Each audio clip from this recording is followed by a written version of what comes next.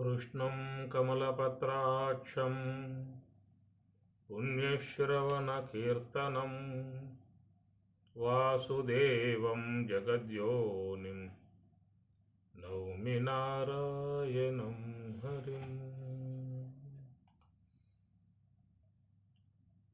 రంగుగణాపది వేళ్లకు రత్నపుటుంగరము నిన్నడిగితిన సంగరు బంగరు శాలువ పాగాలంగీల్నడిగట్లడిగితిన చంగట భూసుర పుంగవులెన్నగ చౌలకు చౌకట్లడిగితిన మువ్వల గొలుసులు ముత్యపు సరములు అంగనలకు నిన్నడిగితిన సీతారామస్వామి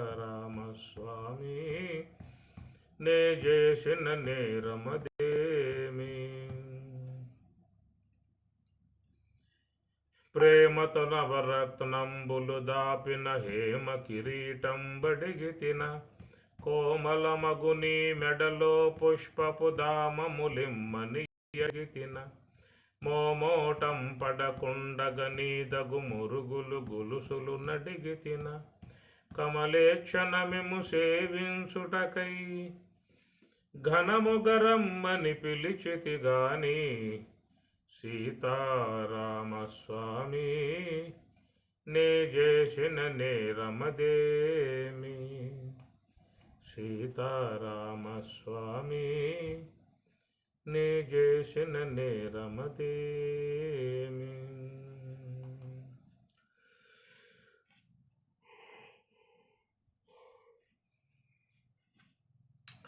భాగవతము తెలిసి పలుకుట చిత్రంబు శూలికైన దమ్మె శూలికైన విబుధవరుల వలన విన్నంత కన్నంత తెలియవచ్చినంత తేటపరతూ శ్రీ కైవల్య పదంబు చేరుటకునై చింతించెదన్ లోకరక్షైకారంభకు భక్తపాలన కళా సంరంభకున్ దానవోద్రేకస్తంభకు కేలిలోల విలసదృగ్జాల సంభూత నానా కంజాత భవాండ కుంభకు మహానందాంగనాడింబకున్ మహానందాంగనాడింబకున్. పాంచభౌతికమైన భవనంబు దేహంబు పురుషుండు దీనిలో పూర్వకర్మావశముననొకవేళ వర్తించు దీపించు దరి అయిన ఒకవేళ తొలగిపోవు చెడనేని దేహంబు చెడుగాని పురుషుండు చెడతనికి ఎంత చేటు లేదు దేహమునకు దేహపుంజమునకు వేరుగాని ఏకత్వంబు కానరాదు. పాంచభౌతికమైన ప్రపంచంబు ఈ ప్రపంచం పంచభూతాత్మకము భూమి జలము అగ్ని వాయు ఆకాశము అని అత్యద్భుతముగా స్వామివారు ఐదింటిని ప్రధానముగా పెట్టుకొని తన సృష్టి కార్యాన్ని కొనసాగించుకుంటూ వ్యవహరింపజేసుకుంటూ ఉన్నాడు. పూర్వకర్మవశమున ఈ జీవులు గత జన్మలలో చేసుకున్నటువంటి కర్మలైతే ఉన్నాయో ఆ కర్మలు అనుభవించడానికి యుక్తులై ఉన్నటువంటి జీవులు వారు శరీరాలని అపేక్షించి పరుగులు తీస్తున్నటువంటి విధానము అవ్యక్తముగా ఉన్నటువంటి జీవులు వ్యక్తమై విశ్వంలోకి రావాలనేటువంటి ఒక తాపత్రయం కలిగి తొందరతనం కలిగి ఉన్నటువంటి జీవులు శరీరధారులై విశ్వంలోకి వస్తూ ఉన్నటువంటి విధానము అది ఒక ఉప్పెనలాగా ఒక మహాప్రవాహముగా విశ్వంలోకి ప్రాణి సముదాయము ఏర్పడుతూ ఉన్నది. అనేక దేహముల ధరించి విశ్వంలోకి ఆవిర్భావముగా వస్తూ ఉన్నటువంటి విధానం. ఇది ఒక మహా ప్రవాహం గంగా ప్రవాహంలాగా ఉప్పెనలాగా అనేక జీవులు ఈ యొక్క కాలంలో కొన్ని కోటాను కోట్ల జీవులు శరీరాలు ధరించి విశ్వంలోకి వస్తున్నటువంటి విధానము, ఆ వచ్చేటువంటి యొక్క వాట్లలో విశేషమైనటువంటి ప్రజ్ఞ కలిగి ఉన్నటువంటిది మానవ జన్మ అనేటువంటిదిగా చెప్పబడుతూ ఉన్నది. కాబట్టి ఈ ప్రకారంగా నిన్న మనం ఈ విషయం మీద ప్రస్తావించుకుంటూ, ఏ సర్వేశ్వరుడైతే ఏకోహం బహుశా ఒక్కడనై ఉన్నటువంటి యొక్క నేను అనేక రూపాలను అగుదునుగాక అని చెప్పిన సంకల్పించుకున్నాడు. ఆ ప్రకారముగా అనేకమైనటువంటి జీవకోటిగా ఆయన ఏర్పడ్డటువంటి విధానము, ఆ తర్వాత తా ప్రావిశ్యతో ఆయనే ఈ శరీరాలలోకి ప్రవేశించినట్లుగా చెప్తున్నమాట ఉపనిషత్తు. పరమాత్మ కూడా మమైవాంశో జీవలోకే జీవభూత సనాతన అని స్వామి కూడా చెప్పిన మాట. మమైవాంశ మమ అంశ కనుక ఈ విశ్వంలో ఉన్నటువంటి సమస్త ప్రాణులు అన్నీ కూడా జీవులన్నీ కూడా మమ అంశ నా అంశ కలిగి ఉన్నటువంటి వారు. ఎందుకంటే మలిన సాత్వికమును వీడాయి ఈశ్వరంలో చేరిపోతాయి. దాన్ని శివజీవైక్యము అన్నారు. ఏ ప్రాణి మలిన సాత్వికమును నుండి బయటపడుతుందో అదల్లా కూడా ఈశ్వరుడుగా మారిపోతుంది, ఈశ్వరుడైపోతాడు. అటు ఈశ్వరానుగ్రహముతో తన యొక్క ఈశ్వరత్వము నుండి కూడా తొలగింపజేసి శుద్ధ బ్రహ్మములో చేర్పించే విధానం ఏర్పడుతుంది. దాన్ని పురుషోత్తమ ప్రాప్తి యోగము అన్నారు. యస్మాక్షరం అతీతోహం అక్షరాదపి చ ఉత్తమ అతోస్మి లోకే వేదేశ ప్రతిత పురుషోత్తమ అని 15వ అధ్యాయం చెప్పినట్లుగా ఈ క్షర పురుషుడు అక్షర పురుష స్వరూపాన్ని పొందగా ఈ అక్షర పురుషుడు సర్వేశ్వరుడు అట్టి అతనిని శుద్ధ బ్రహ్మములో చేర్చేస్తూ ఉన్నాడు. ఆ శుద్ధ బ్రహ్మములో చేరిపోవటమే పురుషోత్తమ ప్రాప్తి అని చెప్పిన మాటగా చెప్పుకొచ్చారు. కాబట్టి ఈ జీవుడు ఎవరని చెప్పనంటే ఈశ్వరుని యొక్క అంశ, మమైవాంశ జీవలోకే, ఈ లోకంలో ఉన్నటువంటి సమస్త జీవులన్నీ కూడా నా యొక్క అంశమే అని స్వామి చెప్పారు.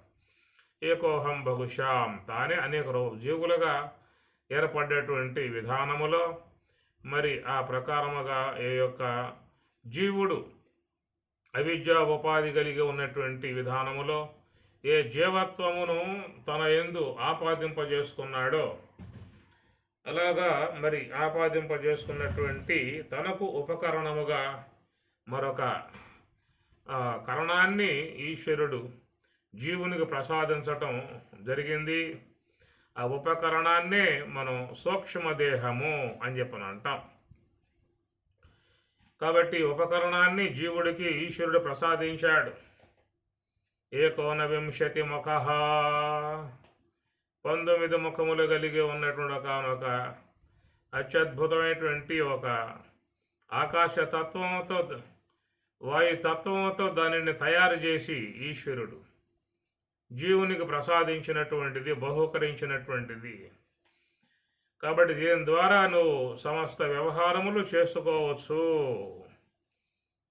సమస్త లోకములు సంచారం చేయవచ్చు, అనేక శరీరాలను కూడా ధరించుకొనవచ్చు. కనుక ఇట్టి సూక్ష్మదేహానికి వినాశనమే లేదు. కల్పముల పర్యంతం వరకు ఈ సూక్ష్మదేహం నీతోనే ఉంటుంది, నీదిగానే ఉంటుంది. ఇది వస్తువు నీదే. ఈ సూక్ష్మదేహం వరకు మాత్రం నీకే అర్పించడం జరిగింది అనేటువంటి విధానం. కాబట్టి ప్రతి జీవికి సర్వేశ్వరుడు ఒక్కొక్క సూక్ష్మదేహాన్ని నిర్మాణం చేసి ఇచ్చాడు. ఆ సూక్ష్మదేహం చూసినట్లయితే అది ముందు చెప్పుకున్నట్లుగా ఆకాశము, వాయువు ఈ రెండు కూడా దాంట్లో పూర్ణముగా చేరి ఉన్నటువంటి అంశములు. అందువల్ల ఆకాశతత్వం కలిగి ఉన్నది కాబట్టి దాంట్లో సంకోచ వ్యాకోచాలు ఉంటాయి. సూక్ష్మత్వం ఉంటుంది, వ్యాపకత్వం ఉంటుంది. ఏనుగు దేహంలో ప్రవేశిస్తే వ్యాపకత్వం పొందే విధానం, క్షేమదేహంలో ప్రవేశిస్తే ఒక సంకోచ విధానముగా ఉండేటువంటిది.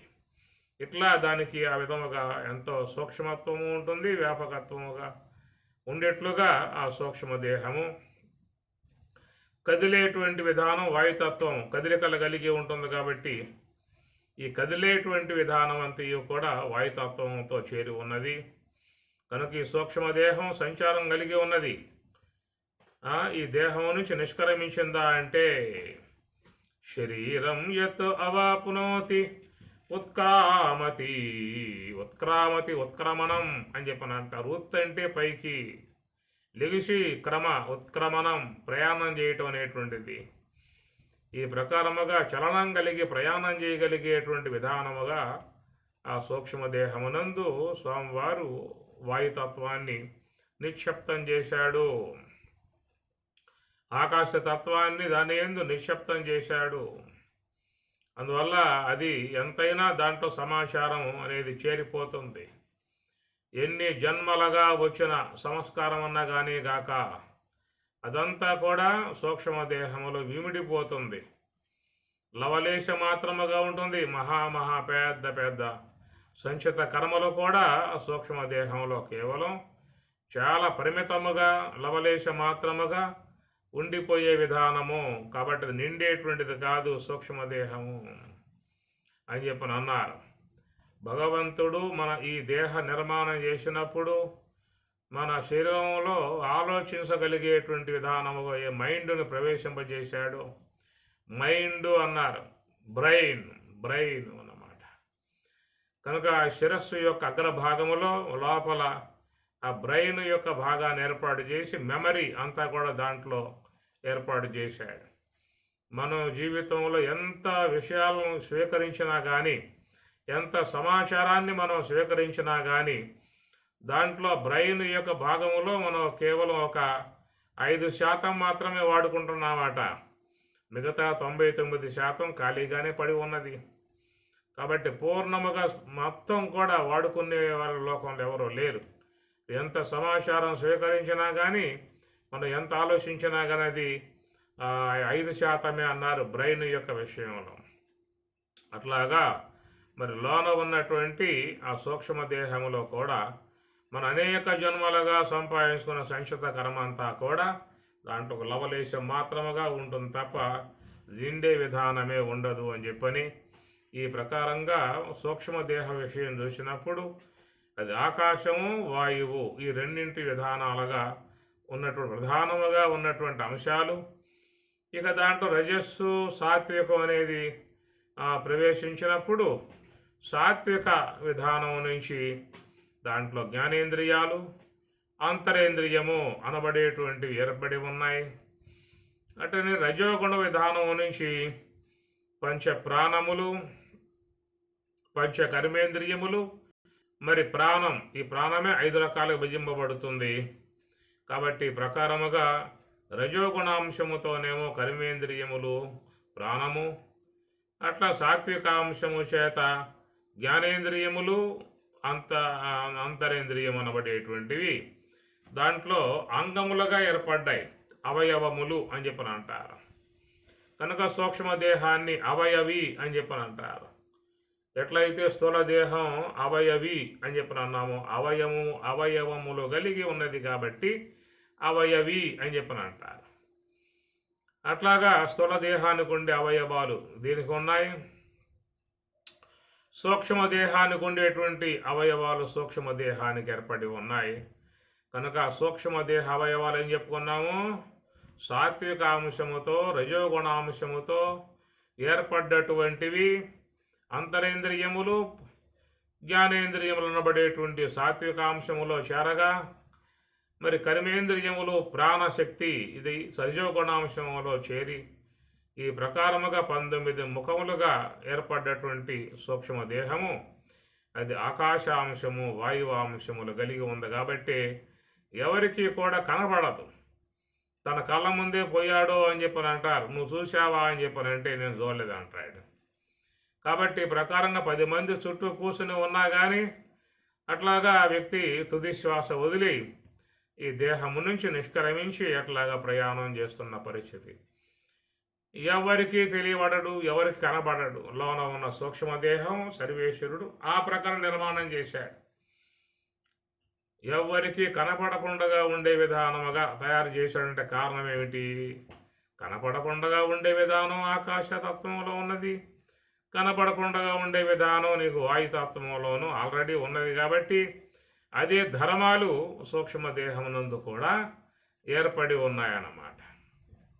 అట్లాగా మరి చూసినట్లయితే ప్రతి ఒక్క వ్యక్తిలో కూడా ఈ ప్రకారంగా సూక్ష్మదేహం అనేటువంటిది ఏర్పడి ఉన్నది.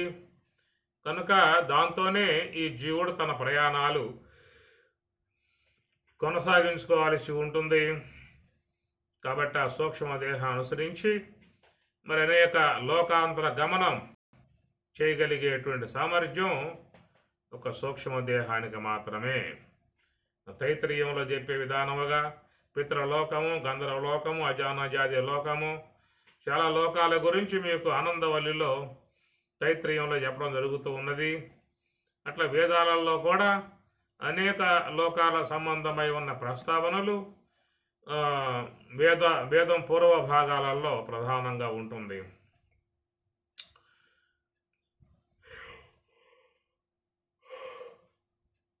కనుక ఆ లోకాలతో సంబంధం పడి ఉన్నది ఏమిటంటే సూక్ష్మదేహము. దానికి మాత్రమే అట్లాగా పోగలిగే అవకాశం లాంటిది సూక్ష్మదేహమునందు మరి ఆ ప్రకారంగా సర్వేశ్వరుడే ఏర్పాటు చేసిన విధానము. ఆ సూక్ష్మదేహముతో జీవుడు తన ప్రయాణాన్ని కొనసాగించుకుంటూ పోయే విధానం అవుతుంది. ఈ ప్రకారంగా శరీరములు విసర్జించి ఉన్నటువంటి జీవుల విశ్వంలో అసంఖ్యాకములుగా ఉన్నాయి. లెక్కకు మిక్కుటమై ఉన్న విధానం లెక్కించటానికి కూడా ఎవ్వనికి సాధ్యం కాదు, బ్రహ్మదేవునికి కూడా సాధ్యం కాదనే విధానంగా ఉన్నది. అంత అసంఖ్యాకముగా జీవులు విశ్వంలో ఏర్పడి ఉన్నటువంటి విధానములో వాటి జీవులకు అందుబాటులో ఉన్న విధానం నుంచి ఆయా శరీరాలను ధరించి విశ్వంలోకి పరుగున వస్తూ ఉన్నాయి. గమనించండి, విశ్వంలోకి అన్ని జీవులకు కూడా పుంఖాను పుంఖలు నెట్టుకుని చొచ్చుకుని విశ్వంలోకి ఆ విధంగా ఏదో ఒక దేహం అనే విధానంగా వచ్చేస్తూ ఉన్నాయి. గార్ధబ దేహము, చేమదేహము, దోమదేహం, అదైతే నాకెందుకు, ఏదో దేహం దొరికింది కదా సమయానికి అన్నటువంటి కోణముగా మరి ఆ విధంగా విశ్వంలోకి జీవులన్నీ కూడా వస్తూ ఉన్నాయి.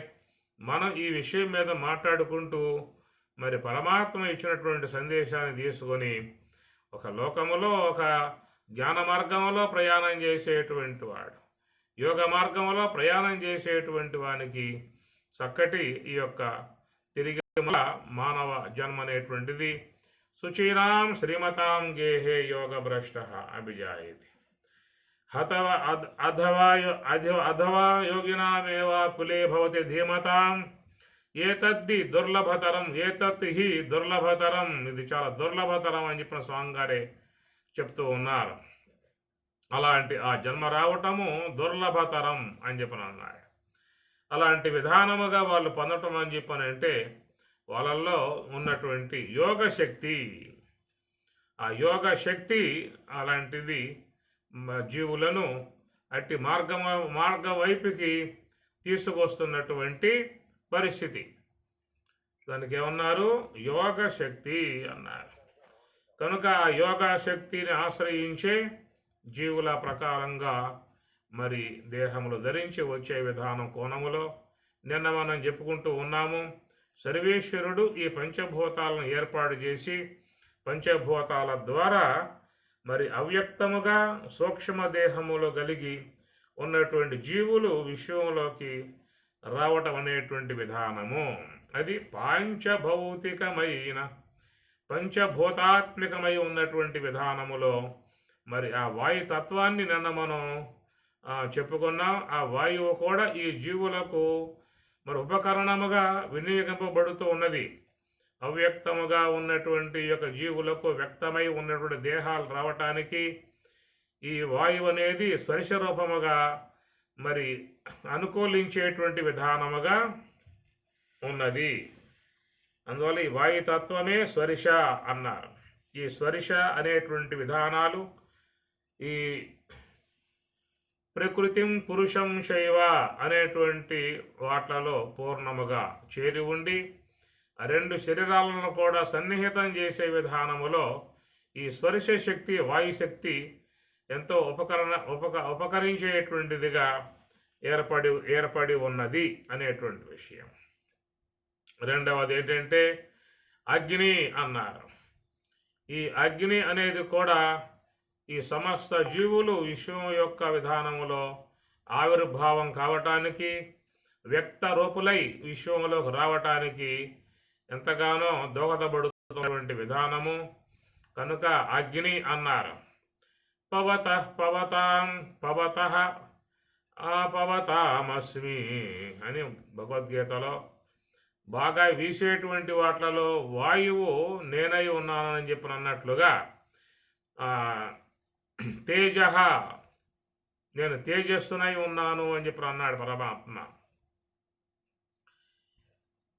కాబట్టి ఆ తేజస్సు యొక్క సంబంధమై ఉన్నటువంటి ఈశ్వరుడు మరి సమస్త ప్రాణులలో పదార్థాలని చక్కటి పరివర్తన చెందింపజేస్తూ ఉన్నాడు. ఒక పదార్థం పరివర్తన చెందాలంటే అగ్ని అనేది చాలా ఆవశ్యకత. సూర్య భగవానుని ద్వారా విశ్వంలో అన్ని పదార్థములు కూడా పరివర్తన చెందుతూ ఉన్నాయి. అవి పరివర్తన అంటే పరిణామం చెందుతూ ఉన్నాయి. పరిమాణం అంటే కొలత, పరిమాణం అంటే మార్పు అన్నమాట. ఇది చాలా సహకరించే విధానం అగ్ని యందు ఉన్నది. ఆ అగ్ని సూర్యుని ద్వారా వెలువడి ఆ సూర్యకిరణముల ద్వారా పదార్థాలని ఆయన గారు పక్వం చేస్తూ ఉన్నాడు.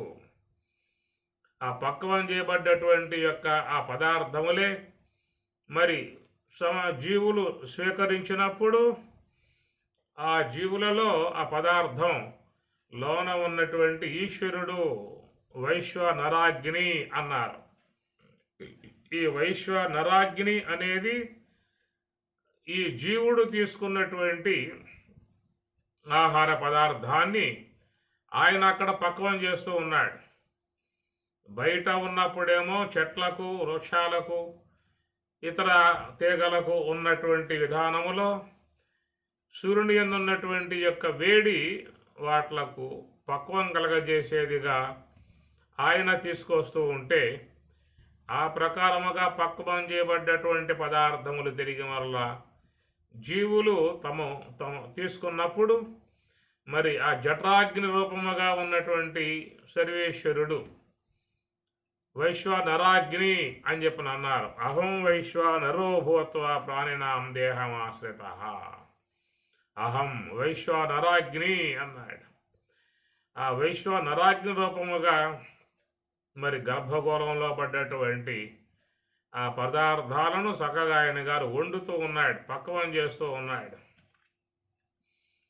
ఆ పక్వం చేసిన విధానం గల పదార్థము అనగా పురుషులు స్త్రీలు గ్రహించేటువంటిది ఏంటంటే పృథివీ సంబంధమై ఉన్న పదార్థములు, రెండవది జలం. ఈ రెండు కూడా ఎప్పుడు దేహములోకి ప్రవాహముగా పోతూ ఉన్నాయి. అనగా పృథివీ సంబంధమై ఉన్నటువంటి ఆహార పదార్థములు, వాటితో పాటు జలం, ఈ రెండు కూడా శరీరంలోకి పోతున్నటువంటి పరిస్థితి. ఆ విధముగా శరీరంలోకి ప్రవేశించిన ఆ జల పదార్థాలని వైశ్వనరాగ్నిగా ఉన్నటువంటి ఈశ్వరుడు అగ్ని ద్వారా దాన్ని చక్కగా పచనం చేస్తూ ఉన్నాడు. ఆ పచనం చేయబడ్డటువంటి దాంట్లోని వ్యర్థ పదార్థం అనేటువంటిది అది ఒక విధానం వెళ్ళిపోగా నీటి శాతము అనేది కూడా అది కొంత భాగం మరొక ద్వారము కుండగా వెళ్ళిపోయేట్లుగా సర్వేశ్వరుడు ఏర్పాటు చేసుకున్నాడు. కనుక మానవ దేహములో పక్వం చేయబడేటువంటివి పృథివీ జలములు. పక్వం చేసేటువంటి వాడు వైశ్వనరాగ్ని అని అర్థం. కాబట్టి అగ్ని రూపముగా ఉన్నటువంటి ఈశ్వరుడు తేజః అస్మి అన్నాడు, పావకః అస్మి అన్నాడు, రసః అస్మి అన్నాడు, జలములో రసం నేను అన్నాడు, పృథివిలో గంధము నేను అన్నాడు. కాబట్టి భూమి యందు ఉన్నటువంటి పుణ్యోగంధ పృథివ్యాంచ, పృథివ్యాంచ భూమి యందు ఉన్నటువంటి గంధం అస్మి నేనై ఉన్నాను అన్నాడు. తేజస్వినామహం, తేజస్వినాం ప్రకాశమానమై ఉన్నటువంటి వాట్లలో అగ్నిని నేనై ఉన్నాను అన్నాడు. రసోహమప్సు కౌంతేయ, రసః అస్మి, అప్సు అప్సు అంటే జలం, ఆ జలమునందు ఉన్నటువంటి యొక్క రసం అహం అస్మి నేనై ఉన్నాను అన్నాడు.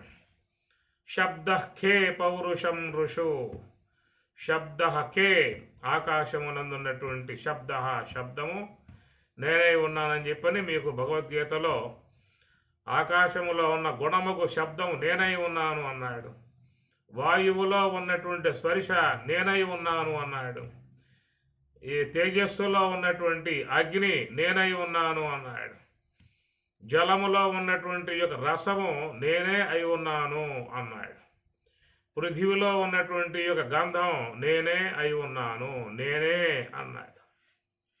కనుక ఈ ప్రకారముగా ఈ 5 కూడా విభూత్యాత్మికమై ఉన్నటువంటి అంశములు. ఈ ప్రకారముగా మనం చెప్పుకున్న విషయంలో ఈ విశ్వంలోకి జీవులు వెలువడేటువంటి విధానము నుంచి సర్వేశ్వరుడు ఏ కోణములో ఏ మార్గములో ఆయన ఈ విధానాలను ఏర్పాటు చేసుకున్నాడో మనం గమనించినట్లయితే, మరి ఇప్పుడు చెప్పుకున్నట్టుగా ఆయన మరి వాయు రూపముగా ఉండి సమస్త శరీరాలకు స్పర్శ అనేటువంటి ఏర్పాటు చేసి ఈ 2 కూడా ఏకమయ్యే విధానముగా ఆ భాగము నుంచి ఆయన గారు ఉపకరణంగా వాడుకోవటం అవుతుంది.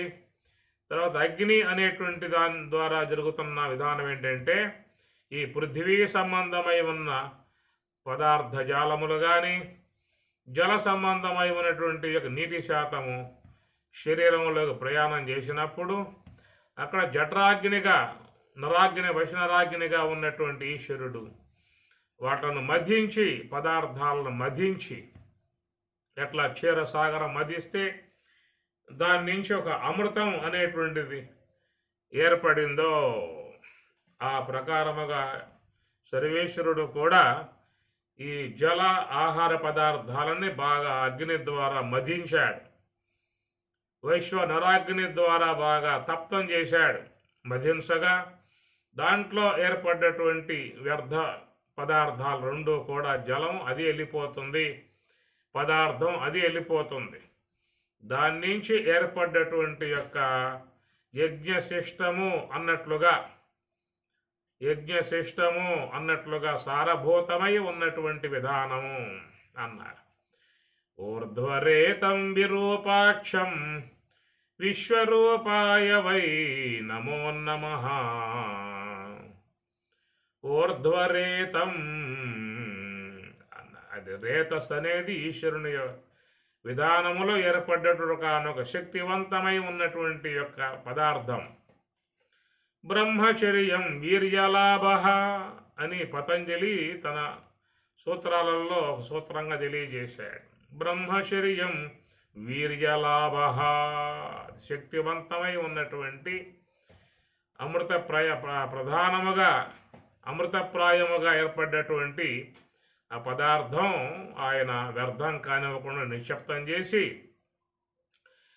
ఏ ప్రకారముగా క్షేత్రమునందు బీజము నాటినప్పుడు ఆ బీజము నుండి అనేకమైనటువంటి వృక్షములు ఎట్లా వెలువడుతూ ఉన్నాయో ఆ ప్రకారముగా సర్వేశ్వరుడు కూడా మమ యోనిర్మహద్బ్రహ్మ తస్మిన్ గర్భం దదామ్యహం అహం బీజప్రదః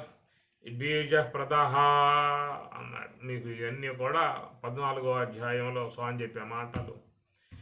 మమ యోనిర్మహద్బ్రహ్మ, మహద్బ్రహ్మ అన్నాడు. ఆ మహద్బ్రహ్మనే యోని అని చెప్పని అన్నాడు. మమ యోని మహద్బ్రహ్మ తస్మిన్ గర్భం దదామి అహం. దాని యందు నేను గర్భమును ఉంచుతున్నాను. దాని కారణముగా అనేకమైనటువంటి యొక్క జీవులన్నీ కూడా ఏలుబడుతూ ఉన్నాయి. ఈ ప్రకారముగా సర్వేశ్వరుడు ఆ శరీరమునందు ఆయన గారు నివాసమై ఉండి ఈ పదార్థముల ద్వారా, జలము ద్వారా, పదార్థముల ద్వారా, అగ్ని ద్వారా తప్తం చేసి ఎలువరింపజేసినటువంటి ఈ యొక్క శక్తివంతమై ఉన్నటువంటి కణజాలం, జీవజాలం, జీవ కణజాలం ఉన్నదో దానిని మాత్రం ఆయన ఒడిసిపట్టాడు.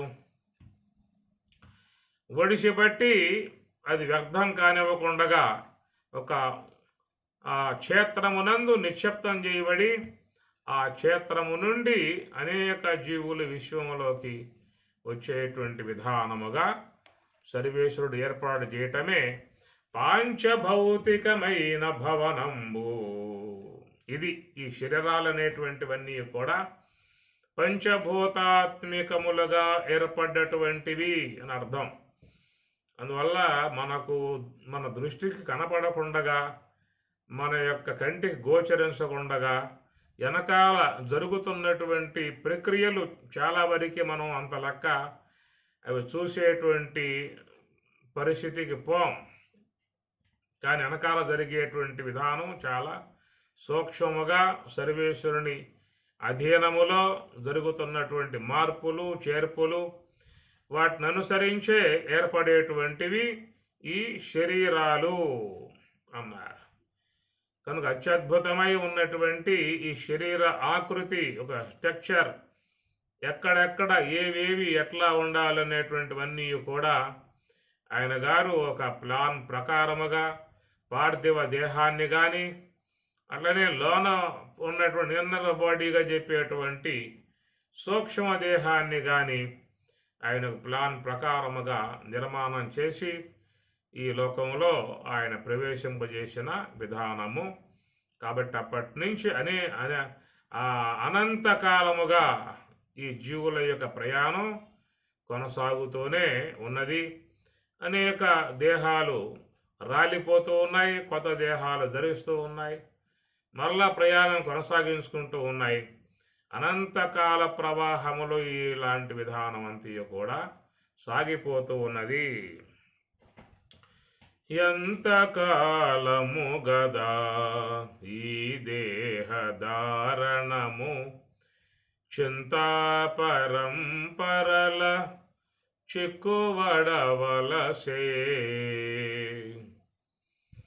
వడిగొన్న మోహంబు వలల తగులై కదా కడలేని గర్భనరకములీదవలసే అని అన్నమాచార్యుల వారు ఈ జన్మ పరంపరలు అనేటువంటి అంశం మీద చక్కగా సాహిత్యపరంగా అందించినటువంటి విధానం.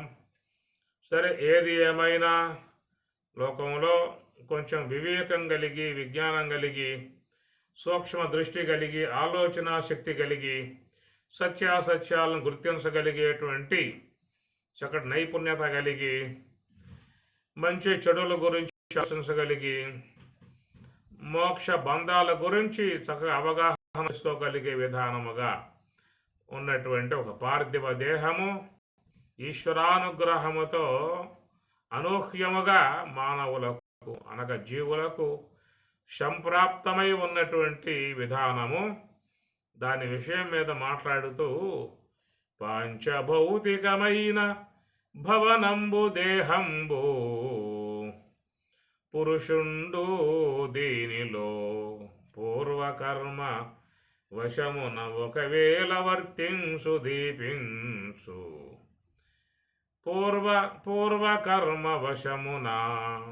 ఈ ప్రకారముగా నిర్మాణం చేయబడ్డటువంటి ఈ శరీరముగు పంచభూతాత్మిక ఏ యొక్క భవనముగు దేహం ఉన్నదో, ఇలాంటి ఈ దేహాలలోకి ఈ జీవులు ప్రవేశిస్తూ ఉన్నాయి. అది పూర్వజన్మలలో చేసుకున్నటువంటి కర్మానుగుణ్యముగా ఈ పంచభూతాత్మికమై ఉన్నటువంటి దేహాలు వాట్లకు ప్రాప్తిస్తూ ఉన్నాయి. ఒక మానవ దేహమే పంచభూతాత్మికం అని చెప్పి అనుకోమాకండి. విశ్వంలో అన్ని జీవులు కూడా పంచభూతాత్మికములే. ఎన్ని రకాలైనటువంటి జీవులైతే ఉన్నాయో శరీరాలు అన్నీ కూడా పంచభూత పదార్థముల చేత నిర్మాణం చేయబడ్డటువంటివే. కాబట్టి వాటిలో కూడా సూక్ష్మదేహం అనేటువంటిది ఉంటుంది.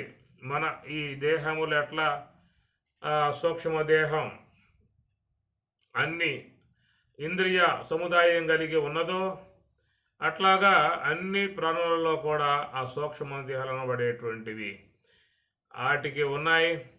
ఎట్లయితే మానవునికి జీవితేచ్ఛ బతకాలనే అపేక్ష ఉన్నదో అలాంటి అపేక్ష లోకంలో అన్ని జీవులకు కూడా మిక్కుటముగా ఉన్నది.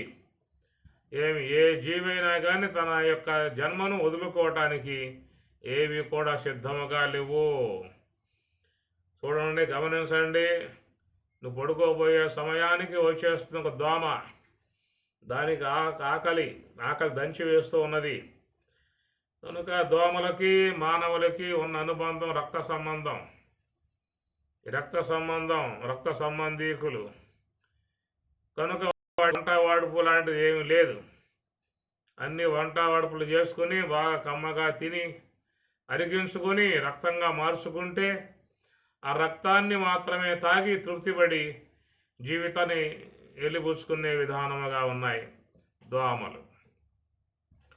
పడుకోబోయే సమయానికి ఒక దోమ నీ వద్దకు వచ్చింది. నీ దేహంలో ఉన్నటువంటి పెసరంత రక్తాన్ని పీల్చుకోవాలని దాని తాపత్రయం. అది కుడితే బాధ అనేటువంటిది నీ యొక్క ఉన్నటువంటి మానసిక బాధ. ఆ ప్రకారంగా దానిని నువ్వు చంపడానికి ఎన్ని ప్రయత్నాలు చేస్తావో నీ ప్రయత్నాలన్నిటినీ కూడా తప్పించుకొని తన బతుకును కాపాడుకోవటానికి పరుగులు తీస్తూ ఉంటుంది. చూడండి, ఆ ప్రాణికి కూడా జీవితం మీద ఎంత అపేక్ష ఉందో గమనించవచ్చు. మీ ఇంట్లో ఒక ఎలుక ప్రవేశించిందనుకోండి, మీరు వేమరపాటుగా ఉన్నప్పుడు మీ పాత్రలన్నింటినీ కూడా పడేస్తూ ఉంటుంది, పదార్థాలను తినేస్తూ ఉంటుంది, కొరికేస్తూ ఉంటుంది, బట్టలు కొరికేస్తూ ఉంటుంది, చాలా రభస పెడతా ఉంటుంది, చాలా ఇబ్బంది పడుతుంది, మనస్సంతా బాధపడుతుంది. ఎట్లారా దీన్ని పట్టుకోవటం అని చెప్పనే విధానాలుగా ప్రయత్నం చేస్తావు. అది నీకు చెక్కదు. ఎంత పరుగులు తీస్తుందో తనను తాను కాపాడుకోవటానికి, తన యొక్క జీవితాన్ని కాపాడుకోవడానికి ఎంత పరుగులు తీస్తూ ఉంటుంది. దానికి కూడా జీవితం మీద అపేక్ష ఉన్నది. మానవులకి ఎట్లయితే బతకాలనే అపేక్ష ఉన్నదో చిన్న చిన్న చీమలకి, చిన్న చిన్న దోమలకి, చిన్న చిన్న పురుగులకి అన్నింటికి కూడా వాటికి కూడా బతకాలనేటువంటి కోరిక మానవునికి ఎట్లయితే ఉన్నదో వాటికి కూడా సమానంగానే ఉన్నది. ఆహార నిద్ర భయమైధునాని సామాన్యం ఏతతో పశుభిః నరాణాం అని పరమాత్మ ఉత్తర గీతలో చెప్పిన మాట. ఆహార నిద్ర భయమైధునాని, నాలుగు కూడాట సామాన్యం ఏతతో పశుభిః నరాణాం, పశువులు కానీ, మత్స్యకాలు కానీ, ఈగలు కానీ, చీమలు కానీ, నల్లులు కానీ, పిల్లులు కానీ, శునకాలు, గార్ధవాలు ఏవైతే ఉన్నాయి విషయంలన్నిటికీ కూడా సమానం అన్నాడు. కాబట్టి ఆహారం పట్ల వాటికి అపేక్ష ఉన్నది. అవి కూడా నిద్రపోవటానికి ఇచ్చగిస్తూ ఉన్నాయి. అవి కూడా జీవితాన్ని భయపడి కాపాడుకోవడానికి పరుగులు చేస్తూ ఉన్నాయి. వాటికి కూడా మరి కామ సంబంధమై ఉన్న అపేక్ష పుష్కలంగా వాటికి ఉన్నది అన్నాడు. సామాన్యం ఏతత్తు ఈ సమస్త జీవులకి కూడా సమానమే. కాబట్టి ఆ ప్రకారముగా ఏ జీవైనా నాకెందుకు ఈ జీవి, నాకెందుకు ఈ యొక్క దేహం, నాకెందుకు ఈ పాడు దేహం, ఆ ఎలుక దేహం నాకెందుకు, ఈ దేహం ఎవరైనా తీసేస్తే పోతుంది కదా, పెడబోతుంది, మంచిగా మానవ దేహం ధరించి వస్తాను, హాయిగా ఉంటాను అనే దానికేం కలగదు. ఏ దేహంలో ఉండే ప్రాణికి తన దేహాన్ని కాపాడుకోవటానికే ప్రయత్నం చేసే విధానము. ఈ ప్రకారముగా అన్ని శరీరాలు భౌతికమైన భవనం. ఈ పంచభూతాత్మికముగా ఉన్నటువంటి భవనం మానవుడే కాదు, విశ్వములో అన్ని జీవులకు ఈ భవనములే వాసయోగ్యముగా ఉండటానికి తయారు చేయబడ్డటువంటి భవనం. అది లోపల ఎలాంటి ఇబ్బందులు లేకుండా జీవుడికి అన్నీ కూడా సర్వేశ్వరుడు శరీరంలో సమకూర్చి ఏది కూడా మర్చిపోయింది లేదు, అన్నీ పెట్టేశాడు. శరీరంలో ఏ ఒక్క భాగం పరమాత్మ పెట్టడం మర్చిపోయినా కానీ వాడు ఎక్కువ కాలం బతికే అవకాశాలు ఉండవు. లివర్ పెట్టడం మర్చిపోయినా, కిడ్నీ పెట్టడం మర్చిపోయినా, ప్యాంక్రియాస్ పెట్టడం మర్చిపోయినా, హార్ట్ పెట్టడం మర్చిపోయినా, కిడ్నీ పెట్టడం మర్చిపోయినా ఇలాంటి ఏమి జరగవు. అన్నీ కూడా చక్కగా అన్ని జీవులలో సమానంగా వచ్చే విధానముగానే ఏర్పాటు చేయబడ్డటువంటి విధానములో మరి ఈ పాంచభౌతిక భవనం అన్నప్పుడు ఒక మానవ దేహం మాత్రమే అని చెప్పి అనుకుంటాం. అన్ని దేహాలకు వాటి వాటి దేహాలకు అవి ఎంతో ప్రీతిపాత్రముగా ఉన్నటువంటి విధానం అన్నమాట. కాబట్టి ఈ ప్రకారంగా ఉన్నటువంటి ఈ దేహం ఎట్లా నిర్మాణం చేయబడిందో, ఎంత అద్భుతంగా చేయబడిందో అనే విషయాలను మనం కేవలం ఒక సామాన్య స్థాయిల్లో మాత్రమే చెప్పుకున్నాము. సంపూర్ణముగా దాని విషయం మీద మనమేమి సమాచారాన్ని తీసుకొచ్చింది కాదు. ఎందుకంటే ఆ సమాచారం అంతా చాలా లోతైనటువంటి భావాలుగా చేరి ఉన్న సమాచారం. అందుచేత ఈ దేహం అనబడేటువంటిది, ఈ భవనముగా పిలువబడేటువంటి దేహం అనేటువంటిది ఎంత చక్కగా సర్వేశ్వరుడు నిర్మాణం చేసి ఇచ్చాడో దానిని చక్కగా అవగాహన చేసుకున్నటువంటి వానికి మాత్రమే దాని విషయం అర్థమవుతుంది, దాని విలువ తెలుస్తుంది. సర్వేశ్వరుడు ప్రసాదించినటువంటి దాని విలువ తెలుస్తుంది. దాన్ని ఏ ప్రకారంగా మంచిగా వినియోగింపజేసుకోవాలో వివేకం గలవాడు దాన్ని వినియోగింపజేసుకునే విధానంగా చేసుకుంటాడు. ఆ వివేకం లేనివాడు, సరైనటువంటి అవగాహన లేనివాడు, దాని యొక్క గొప్పతనం తెలియకుండా ఉన్నవాడు ఆ జీవితం అనేటువంటి దానిని కేవలం ఒక నిరుపయోగముగా గడిపేస్తూ ఉన్నారు, విలువ లేని దానిగా గడిపేస్తూ ఉన్నారు. ఇంకా పొద్దుపోవటం లేదే అని చెప్పి అంటూ ఉంటారు, ఇంకా తెల్లరటం లేదే అని చెప్పి అనుకుంటూ ఉంటారు. పొద్దుగూకితే ఇంకా తెల్లారలేదా అంటారు, తెల్లాడితే ఇంకా పొద్దుగూకలేదా అని చెప్పని అంటారు. ఏమిటి అర్థం? ఇంకా నాకు ఆయువు ఉమ్మడలేదా, నాకున్న ఆయువు అయిపోలేదా, ఇంక ఎముడు ఎప్పుడు వస్తాడబ్బా అన్నట్లుగా ఉంటుందో ఆ పరిస్థితి. కనుక ఈ ప్రకారంగా లోకంలో సరైనటువంటి జ్ఞానం లేక సర్వేశ్వరుని చేత ఇవ్వబడ్డటువంటి యొక్క వస్తువు యొక్క విలువ తెలియక ఎప్పుడు పోదామా ఎప్పుడు పోదామా ఎప్పుడు పోదామా అని ఎదురు చూసేవాళ్ళు లోకంలో కొద్దిమంది కనబడుతూ ఉంటారు. నాకు ఇంకా ఏముడు రాలేదే, నన్ను ఇంకా తీసుకుపోలేదే, ఇంకేం ఆలస్యం చేస్తూ ఉన్నాడు, ఆయన ఇంకా ఏ పనుల్లో ఆయన మునిగి ఉన్నాడు, ఆయన ఏమైనా బిజీగా ఉన్నాడా, ఆయన ఏమైనా పైన ఖాళీ లేదా, ఖాళీ లేక నన్ను ఇట్లా కూర్చోబెట్టాడా, వెయిటింగ్లో పెట్టాడా అని ఈ విధంగా ఎప్పుడు పోదామా అని చెప్పని లోకంలో ఉన్న ఒకవేళ ఎప్పుడు పోదామా అనుకున్న వాళ్ళు తీసుకుపోయిన తర్వాత ఎందుకు వచ్చామబ్బా ఇక్కడికి, అనవసరంగా వచ్చేసామే, తొందరపడి వచ్చేసామే. మరి ఆ దేహం ఉన్నప్పుడు ఎంత చక్కగా ఉండే విధానం, ఈ దేహం పోయిన తర్వాత ఎక్కడ ఏముంది అనే పరిస్థితి అక్కడ ఎలాగా ఉన్నదో పోయిన తర్వాత వాడికి అర్థమయ్యే పరిస్థితి. మళ్ళా తిరిగి అక్కడి నుంచి ఈ దేహం తెచ్చుకోవటానికి జీవులు పరితపించే విధానం మనం వైజ్ఞానికంగా చూస్తాం. కాబట్టి ఆ ప్రకారముగా సరే విశ్వంలో ఇది ఒక అనివార్యమై ఉన్నటువంటి విధానం ఏర్పడి ఉన్నది. పరమాత్మ చెప్పినట్లుగా జాతస్య హి ధ్రువో మృత్యుః ధ్రువం జన్మ మృతస్య చ తస్మాత్ అపరిహార్యార్థే, తస్మాత్ ఆ కారణం చేత అపరిహార్యార్థే తప్పింపు శక్యంగా అంశముగా ఉందన్నాడు పరమాత్మ. కాబట్టి పుట్టినవాడు పోవాల్సిందే, పోయినవాడు రావాల్సిందే, వచ్చినవాడు పోవాల్సిందే.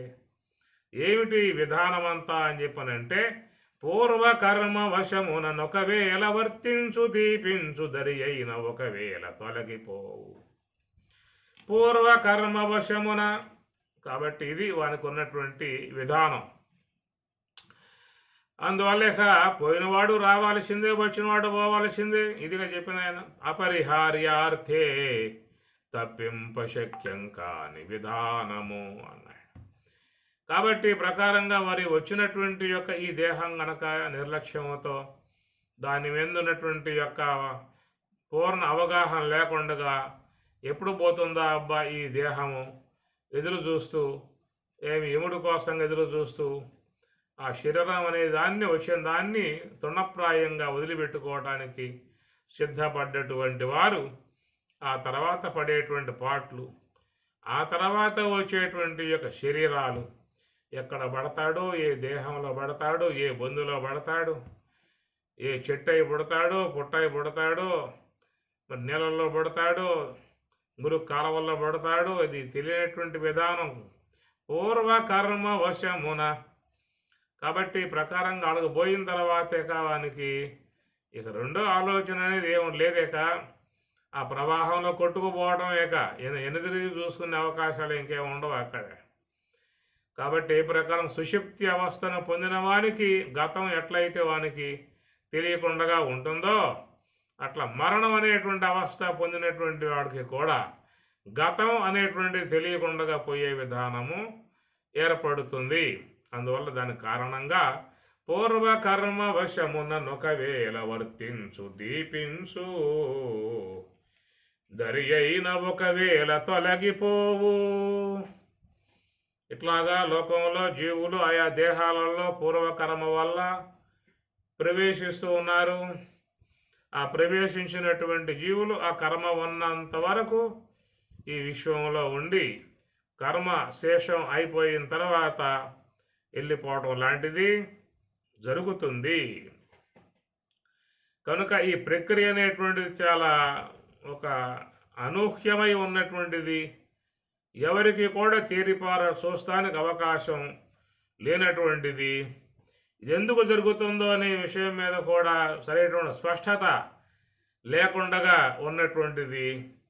ఇది ఒక ప్రవాహముగా వెళ్ళిపోతూ ఉన్నదే తప్ప దాన్ని ఎవరో కూడా పూర్ణముగా తేరిపార చూస్తానికి అవకాశాలు లాంటివి ఏమీ కూడా లేవు. అట్లాంటి విధానముగా ఈ సృష్టి క్రమం జరుగుతూ ఉన్నది అన్నమాట. ఒకవేళ వర్తించు దీపించు దరి అయిన ఒకవేళ తొలగిపోవు. చెడనేని దేహంబు చెడుగాని పురుషుండు చెడరాతనికి ఎంత చేటు లేదు. చెడనేని దేహంబు చెడుగాని, ఒకవేళ దేహాలు అనేటువంటివి చెడతాయి, దేహాలు శిథిలమైపోతాయి, జర్జితమైపోతాయి, వృద్ధాప్యాదుల చేత క్షీణింపబడతాయి, నాశనమైపోతాయి, నామరూపాలు లేకుండా మట్టిలో కలిసిపోయేటువంటివిగా ఉన్నాయి. ఆ విధముగా శరీరములు పోయినా కానీ లోనున్న జీవుడు మాత్రం చెడడాతనికి ఎంత చేటు లేదు. లోన ఉన్న జీవునికి మాత్రం ఎలాంటి వినాశము, ఎలాంటి ప్రమాదము ఆయనకి లేదు అన్నారు. కనుక లోనున్నటువంటి జీవుడు అని చెప్పినప్పుడు మరి అవిద్యలో ఏర్పడ్డటువంటి బ్రహ్మము యొక్క ఆభాస, అవిద్య అంతవరకు ఉన్నదో అంతవరకు ఉన్నటువంటి ఆ చేతనం, ఈ విధముగా ఉన్నదాన్నే జీవుడు అనేటువంటి మాటగా చెప్తారు. అట్టి ఆ అవిద్య ఉపాధి కలిగి ఉన్నటువంటి ఆ జీవునికి ఈ సూక్ష్మ దేహం అనేటువంటిది ఉపకరణంగా చేరి ఉన్నది. ఆ ఉపకరణముగా ఉన్నటువంటి సూక్ష్మ దేహము ద్వారా అనేక శరీరాలు ధరించే విధానముగా ఒక ప్రయాణం సాగుతూ ఉన్నది. ఎవరికి కూడా అంతు చిక్కేటువంటి విధానం కాదు, తేరిపార చూసినా కనపడేటువంటి అంశము కాదు. మన కండ్ల ముందే ఎంతోమంది అసువులు బాసి శరీరాన్ని వదిలి ప్రయాణం చేసిన వాళ్ళు ఉన్నారు. మన ముందే, మన కళ్ళ ముందే, మన ఎదురుగా ఎంతోమంది మనతో ఉన్నవాళ్ళు, మనతో స్నేహం చేసిన వాళ్ళు, మనతో ప్రయాణం చేసిన వాళ్ళు, మనకు బాగా గుర్తుగా ఉన్నటువంటి వారు, మనకు సన్నిహితముగా ఉన్న వాళ్ళు ఎంతోమంది మనకు ఈనాడు కళ్ళ ముందు వాళ్ళు కనపడటం లేదు. దేహాలు మొత్తం రాలిపోయాయి. మరి ఆ పోయినటువంటి వాళ్ళు ఎక్కడ, ఏ విధంగా ఉన్నారు, ఎక్కడ ఉన్నారు, ఏం చేస్తూ ఉన్నారు? వీళ్ళంతా ఒకసారి గుమ్ముకూడు ఉన్నారా? వేరే లోకంలో అందరూ సమావేశాలు పెట్టుకుంటూ ఉన్నారా? అక్కడ వల్ల వాళ్ళ వ్యవహారాలు ఆ విధంగా సాగిపోతూ ఉన్నాయా అనే విషయాల మీద మనకి ఎలాంటి సమాచారాలు అనేవి లేవు. కనుక వాడు ప్రయాణం చేసిన తర్వాత మరి ఏ ఏ లోకాలకు పోతూ ఉన్నాడు, ఎక్కడికి పోతున్నాడు, ఏమైపోతున్నాడు, ఇది మనస్సుకి ఊహకు అందే విధానంగా కాదు. యతో వాచో నివర్తంతి అప్రాప్య మనసా సహా అనిర్వచనీయము. ఏ యొక్క మనసుకి ఏ యొక్క సమాచారం అనేది కూడా చేరదు. మరి దాని వెనకాల, తెర వెనకాల ఉన్నటువంటి అంశాల విషయమై సర్వేశ్వరుడు మనకు చెప్పినటువంటి అంశాలు, ఏదైనా నీలో మంచిగా సుకృతం ఉన్నా, మంచి యోగమున్నా, జ్ఞానమున్నా, అట్టి సంస్కారముల చేత తిరిగి మరలా మంచి శరీరాలు పొందే విధానంగా మరి చెప్తున్నమాట. కాబట్టి అది పూర్వకర్మ వశమున, ఆ పూర్వకర్మ అనేటువంటిది ముఖ్యంగా ఆవశ్యకత అని చెప్పని అన్నారు. దరి అయిన ఒకవేళ తొలగిపోవు చెడునేని దేహంబు చెడుగాని పురుషుండు చెడరాతనికి ఎంత చేటు లేదు. దేహమునకు దేహపుంజమునకు వేరుగాని ఏకత్వంబు కానరాదు. చెడునేని దేహంబు చెడుగాని పురుషుండు చెడరాతనికి. కాబట్టి ఈ శరీరాలు అనేటువంటివన్నీ కూడా కాలగర్భంలో కలిసిపోతూ ఉన్నాయి, అన్నీ కూడా రాలిపోతూ ఉన్నాయి. లోన ఉన్నటువంటి జీవుడికి మాత్రం నాశనం లేదు అన్నాడు. చెడడాతనికి ఇంత చేటు లేదు, లోన వాడికి మాత్రం చేటు లేదని చెప్పనంటే ఆయన నశించేవాడు కాదు, జీవునికి నాశనం లేదు. అచ్ఛేద్యోయం దాహ్యోయం అక్లేద్య అశోష్య ఏవచ నిత్య సర్వగత స్థాణు అచల అయం సనాతన. సనాతనుడై ఉన్నటువంటి వాడు జీవుడని చెప్పని అన్నారు. కాబట్టి ప్రకారముగా ఈ కాలం అనేది ఎప్పుడు ఆరంభమయ్యిందో, మరి ఎంతకాలముగా ఈ కాలం కొనసాగింపబడుతూ వస్తూ ఉన్నదో, ఈ కొనసాగేటువంటి యొక్క కాలములో మనం కూడా ప్రయాణమైపోతున్నటువంటి వాళ్ళము. కాబట్టి ఎన్ని శరీరాలు దాటుకుంటూ మనం ప్రయాణం చేస్తూ ఉన్న విధానము ఇది ఇదిమిద్దముగా ఉన్న అంశాలే తప్ప పూర్తిగా మన మనస్సుకి, మన యొక్క దృష్టికి అందుబాటుగా వచ్చేటువంటివిగా లేవు. సర్వేశ్వరుడు చెప్పే విషయంలో ఆయన చెబుతుంది ఒకటే, ఏదైనా మంచిగా జీవన విధానం ఉండి ఉన్నట్లయితే అదే మిమ్మల్ని తర్వాత కాపాడే విధానాలు అనేటువంటి విషయముగా చెప్తున్నమాట. చెడడాతనికి ఇంత చేటు లేదు, పురుషునికి నీ దేహపుంజమునకును వేరుగాని ఏకత్వంబు కానరాదు. పురుషునికి దేహపుంజమునకు, ఈ పుంజము అంటే గుంపు అన్నమాట. ఈ దేహము లోపల ఎన్నో ఉన్నాయి కదా, ఈ పుంజమునకు వేరుగాని అనేక శరీరాలు వచ్చే విధానంగా ఉన్నది. కాబట్టి ఆ దేహాలకు జీవునికి ఎలాంటి సంబంధం లేదు. కొద్ది కాలం పాటు ఉంటాడు, ఆ దేహం కాస్త రాలిపోతుంది, మళ్ళా ప్రయాణం చేస్తూ ఉంటాడు. ఇదొక మాయా నాటకముగా సర్వేశ్వరుని యొక్క లీలా విధానములో జరిగిపోతున్నటువంటి ప్రక్రియ మీద అంశమును భాగవతం చాలా చక్కగా బోధిస్తున్నటువంటి. దారువల వెలుంగు దహనుని కైవడి కాయముల జిరింసు గాలి నాలునిలమైన బొమ్ము చాటుకున్న వేరు తెలియవయు దేహి దేహములకు. వెలుంగు దహనుని కైవడి కాయముల జరింసు గాలి భంగి నాల నీలమైన నభము చాటుపున వేరు. ఆ ప్రకారముగా మరి ఎట్లయితే అవి వేరువేరుగా ఉన్నాయో అట్లాగే ఈ దేహములకు ఆ వేరుతనాన్ని ఆ ప్రకారంగా దర్శించాల్సి ఉంటుందని చెప్పనంటూ సర్వేశ్వరుడు ఇక్కడ చక్కటి ఉదాహరణలు 3 ఉదాహరణలు చెప్పుకుంటూ ఈ దేహము జీవుల యొక్క విషయాల గురించి ప్రస్తావన చేస్తూ ఉన్నాడు. ఓం సహనా భవతు సహనౌ భునక్తు సహ వీర్యం కరవావహై తేజస్వినావధీతమస్తు మా విద్విషావహై.